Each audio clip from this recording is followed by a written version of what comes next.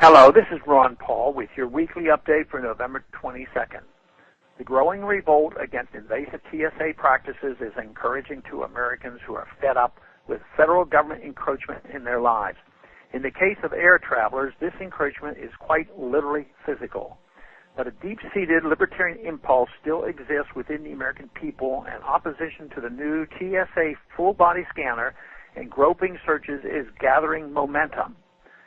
I introduced legislation last week that is based on a very simple principle. Federal agents should be subject to the same laws as ordinary citizens. If you would face criminal prosecution or lawsuit for groping someone, exposing them to unwelcome radiation, causing them emotional distress, or violating indecency laws, then TSA agents should similarly face sanctions for their actions. The revolt against TSA also serves as a refreshing reminder that we should not give in to government alarmism or be afraid to question government policies. Certainly, those who choose to refuse the humiliating and potentially harmful new full-body scanner machines may suffer delays, inconveniences, or worse. But I still believe peaceful resistance is the most effective tool against the federal encroachment on our constitutional rights, which leads me to be supportive of any kind of opt-out or similar popular movements. After all, what price can we place on our dignity, personal privacy, and physical integrity? We have a right not to be treated like criminals and searched by federal agents without some reasonable evidence of criminal activity.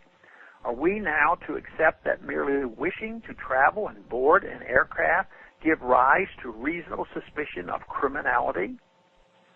Also, let's not forget that TSA was created in the aftermath of 9/11, when far too many Americans were clamoring for government protection from the specter of terrorism.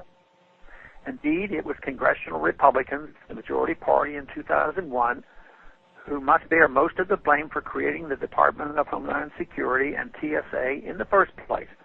Congressional Republicans also overwhelmingly supported the Patriot Act, which added to the atmosphere of hostility toward civil liberties in the name of state-provided security.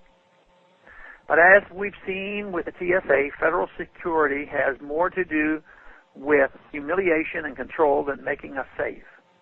It has more to do with instilling a mindset of subservience, which is why laughable policies such as removing one's shoes continue to be enforced.